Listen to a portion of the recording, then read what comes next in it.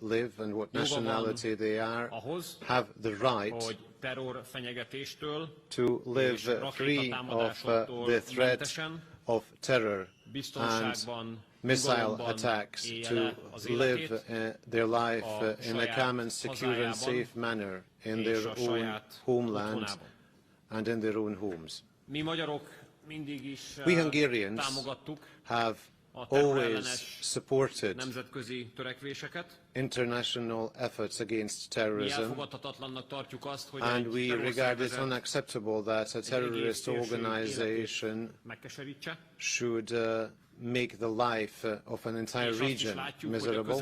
And we also see that the terrorist organizations endangering the security of the Middle East region also constitute a danger to global security.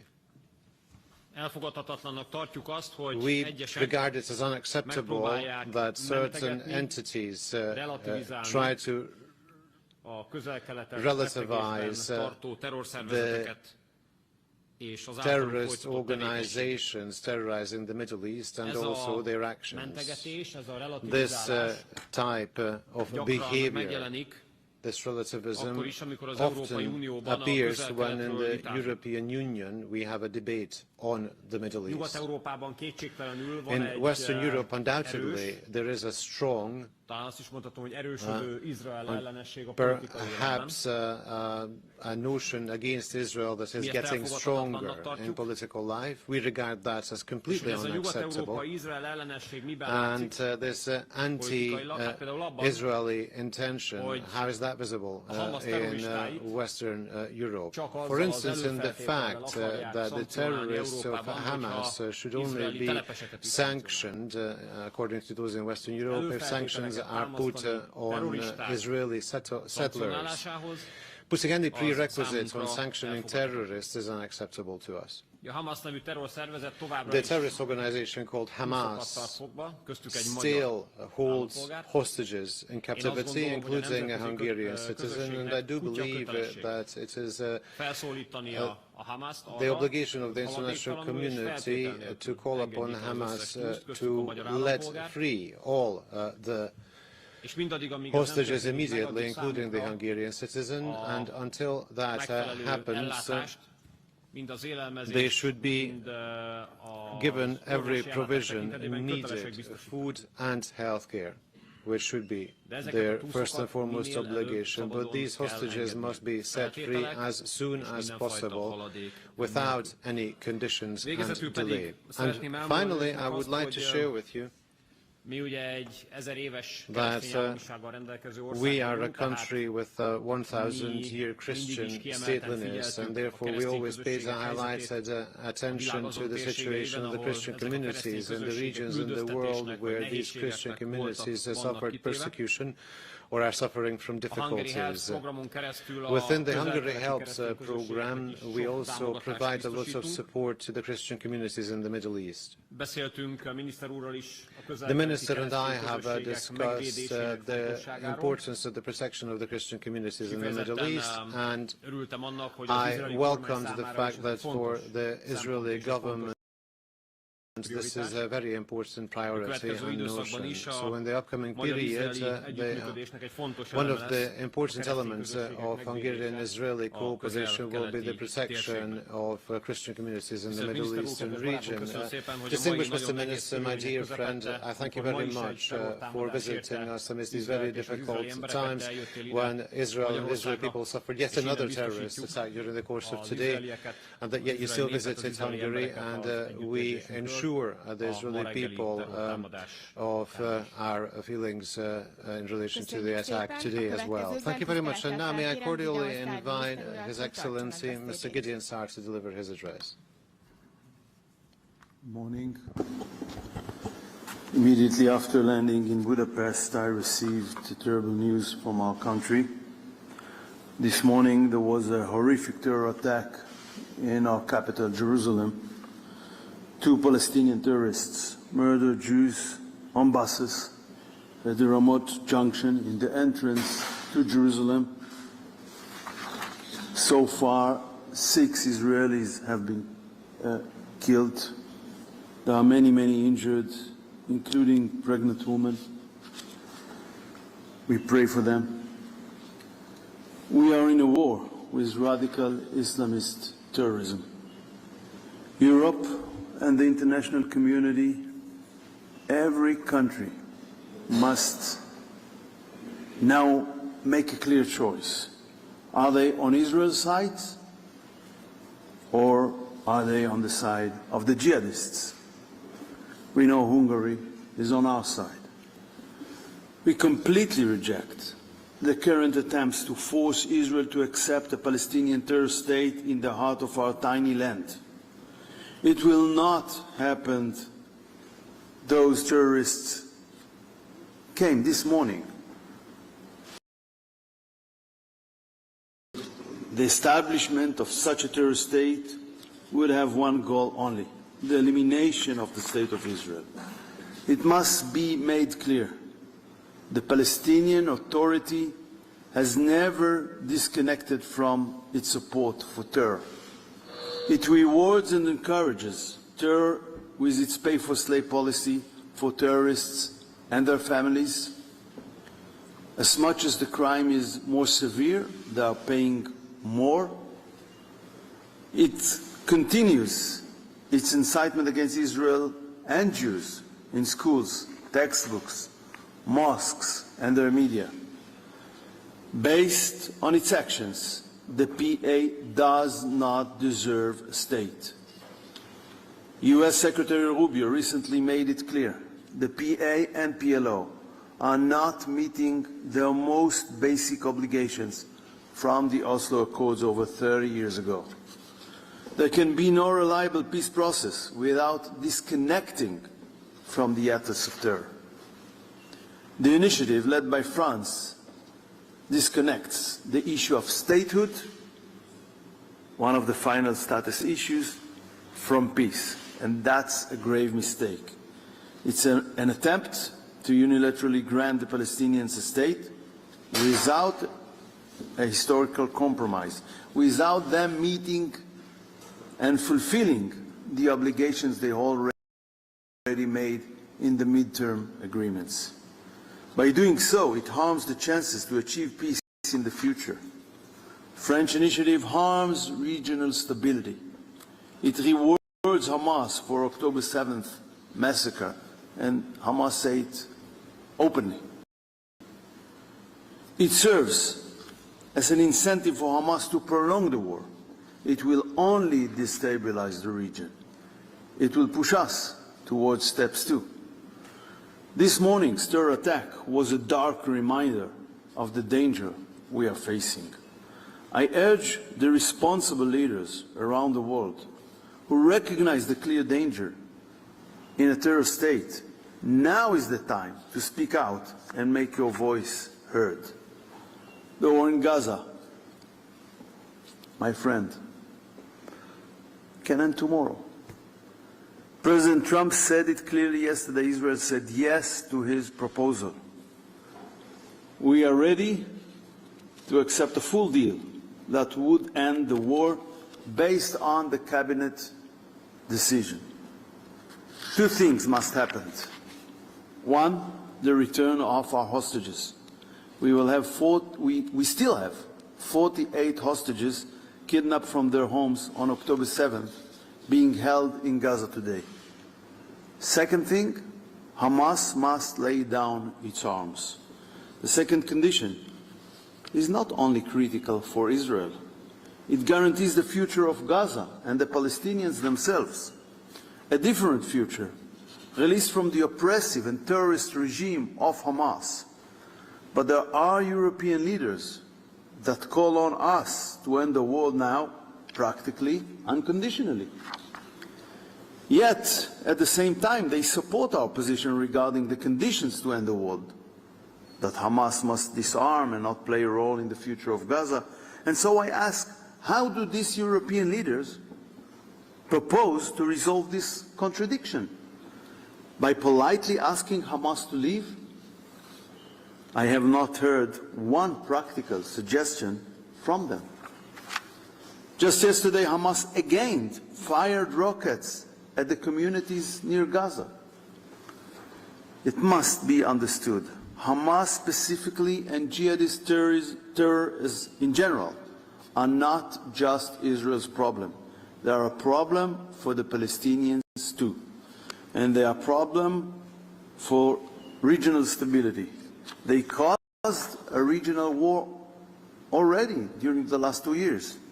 The terror states in Gaza, Lebanon, Yemen are a threat to the region. This phenomenon must be uprooted. I want to thank my host and my friend, Foreign Minister Peter Szijjarto, for the warm hospitality in Budapest once again. Peter, this is our 7th meeting in 10 months since I became Foreign Minister. I think that's the peak in terms of my meetings. Yeah, it is. And it's a testament for our close friendship. I want to thank you for your personal friendship and support for Israel. I also want to thank Prime Minister Orban and the Hungarian government for supporting Israel on European and world stage. Hungary is one of the few countries in the world that doesn't just follow the herd. Hungary boldly uses independent judgment in its policies, unlike many other nations. And I believe that there is a moral component to Hungary's foreign policy. You just mentioned this commitment for Christian communities, and it's a good example. We see it also in Hungary's historic decision to withdraw from the ICC. The so-called court has trampled the principle of international law and sovereignty in its crusade against Israel. Hungary is the only other nation alongside the United States to stand up clearly and strongly to this moral distortion. We also appreciate, and I want to emphasize it, everything Hungary does for the Jewish community here. As opposed to other European countries, Jewish life in Hungary are safe. It is very important to emphasize that. We deeply appreciate all that you do.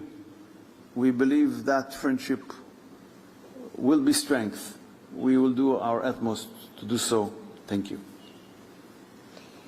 Köszönjük szépen. A sajtó Thank you very much. Members of the press now have the opportunity to ask questions to the ministers. We shall first compile the questions, after which the ministers shall answer them.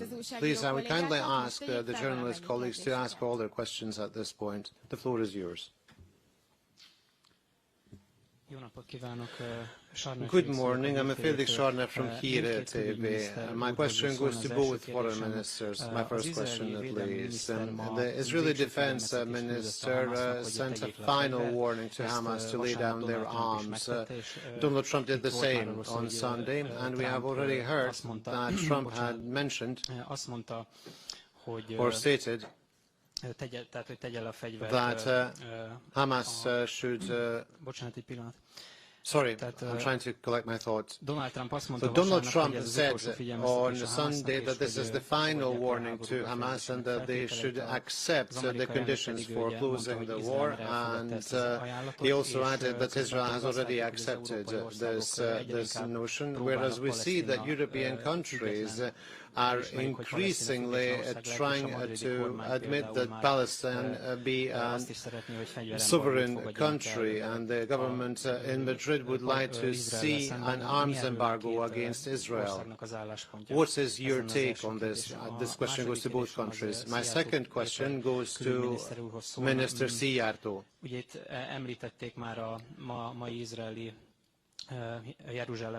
You have mentioned the terrorist attack in Jerusalem.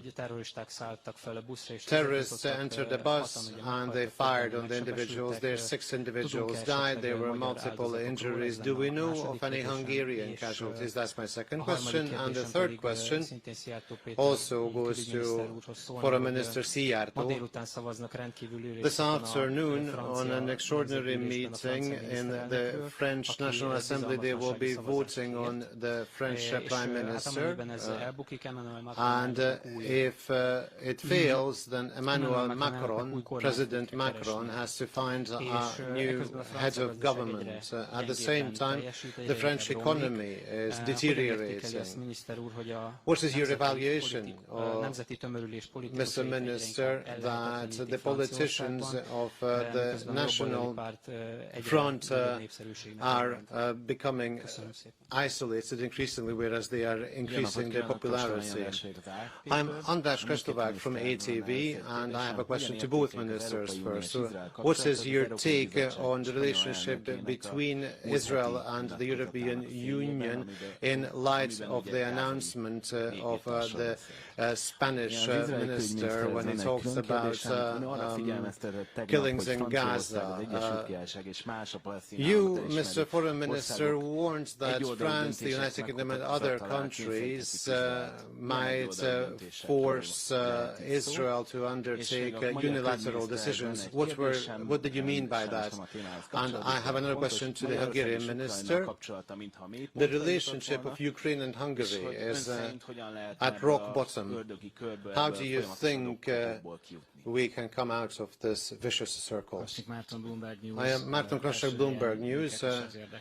We would be interested to hear from the Israeli Foreign Minister on what your response is to the proposal offered by Donald Trump on a ceasefire. And the second question is whether Israel wishes to extend its sovereignty to Judah Samaria or the West Bank after the United Arab Emirates has mentioned that this would be a red line. Thank you. Thank you very much, and now we kindly ask the ministers to answer the questions. Thank you very much for the questions. I would like to reiterate that Hungary is in favor of anti-terrorist efforts in the Middle East region. Hungary believes it is unacceptable that a terrorist organization, in this case Hamas, should hold at stake the entire life of an entire region. It is unacceptable that people on a daily basis have to fear terrorist attacks and bombings and rocket attacks. We have so far received information that there are no Hungarian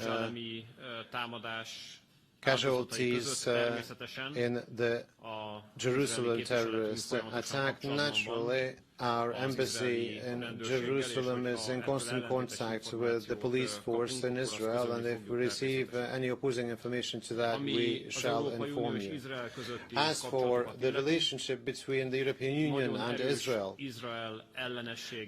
we see that certain northern, western and southern member states of the European Union are displaying strong anti-Israeli notions, especially at the Council of the Foreign Ministers. Unfortunately, this can be sensed in everyday life in Western Europe as well. It is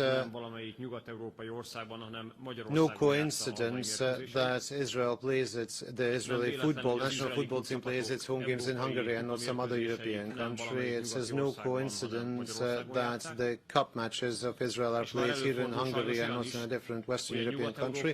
And it has also happened that a Western European country played its home game against Israel here in Hungary too. All this displays that the political anti-Israeli notions that can be seen displayed by politicians is also reflected in a strengthening anti-Semitism as a consequence, and this is unacceptable. We here in Hungary have zero tolerance against anti-Semitism. Here in Hungary you cannot cheer for terrorist organizations. Here in Hungary we have taken clear measures popularizing anti-Semite notions, and any such organizations, any such musical bands are banned from Hungary, despite what the announcements of these bands might be later. As for the questions not related to Israel, the constant deterioration of the relationship between Ukraine and and Hungary, in this case Ukraine, is to be held responsible. Clearly, it was not Hungary that took away the rights of the Ukrainians living in Hungary, but it is the Ukrainian state that takes away minority rights from Hungarians living in Transcarpathia. How could we improve this relationship? By, for instance, the Ukrainians giving back all these minority rights that they took away from the Hungarians. If the anti-corruption law could be revoked upon European pressure in 1 minute, then I do believe that the minority rights could also be given back, those that had been revoked, obviously. But the problem is that while for the European Union the Anti-Corruption Act was more important to them, they are absolutely uninterested in the fate of the Transcarpathian Hungarians. In fact, actually, I was shared this information by the Commissioner in charge of enlargement. They stated that clearly. And I am actually in favor of a constant dialogue, so if everything goes well, then my Ukrainian colleague will visit us here in Budapest during the course of the week, and I am ready to discuss all these matters with him that we have discussed with at least 4 other ministers of foreign affairs from the Ukraine. We agreed on something, but always the opposite happened. As for France,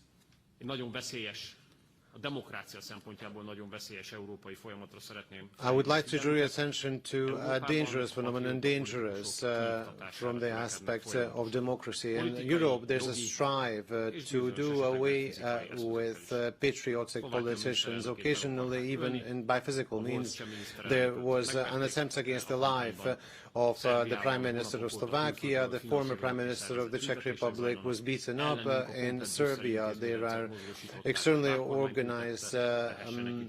demonstrations in Hungary. They mobilize an entity to place a Brussels puppet government in France. The most popular candidate was banned from the race. In Germany, one of the parties with perhaps the largest popularity is being kept away from politics. So much for the rule of law mission of Brussels.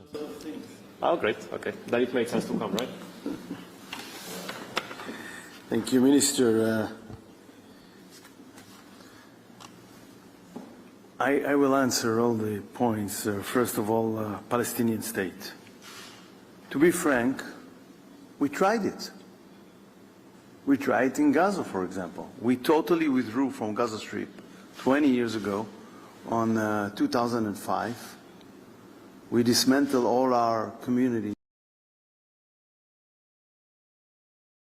There was no military presence in Gaza Strip after our withdrawal on 2005.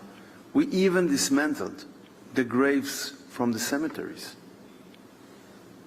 But in return, we got the hugest terror kingdom on earth that was built there above the ground and under the ground. And in return, we got October 7th, after a number of military rounds and thousands of missiles that they sent to Israel during the years. So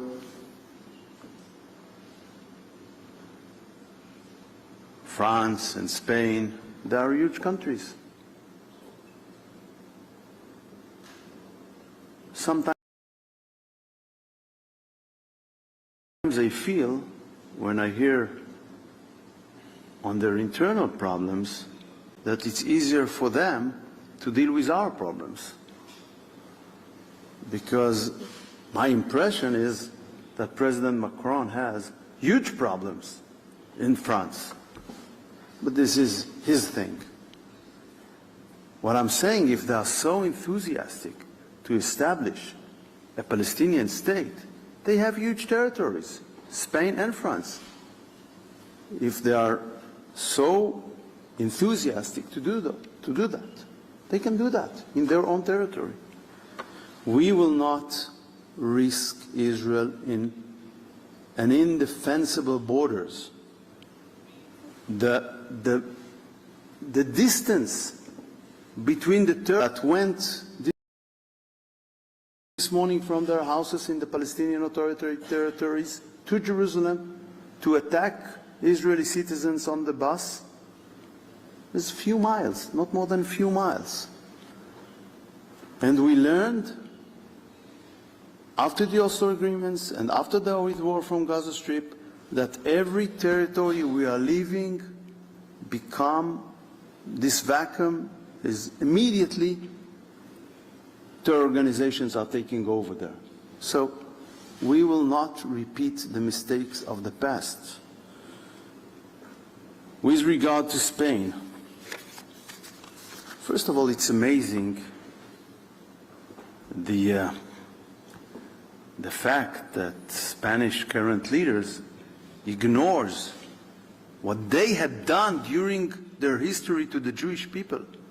I mean, one of the hugest ethnic cleansing on earth was the deportation of all the Jews from Spain at 1492. Not talking about the Inquisition, not talking about the forced change of religion.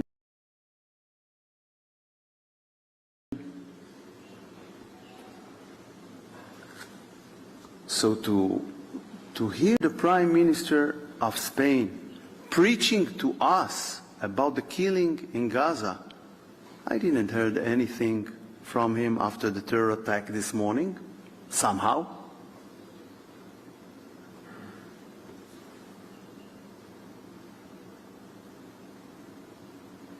We decided, and I announced today, that we will not allow 2 Spanish ministers to enter to Israel, and we will not engage with them in any matter after their consistent anti-Semite and anti-Israeli rhetorics. Unfortunately, the current Spanish government, the current Prime Minister in Spain, are being squeezed by a very, very extremist parties, communists and others, that once and again squeeze him to take steps against Israel. And today we put a red line here demonstrating we will not take it from them anymore. And I want to say another thing. If they want to hold or halt defense connections with Israel, who do you think will lose from that? We don't need Spain to protect the land of Israel. They probably need Israeli capabilities much more than we need them. So if they want to punish their own country, it's an issue for the Spanish voters to decide in the future. With regard to,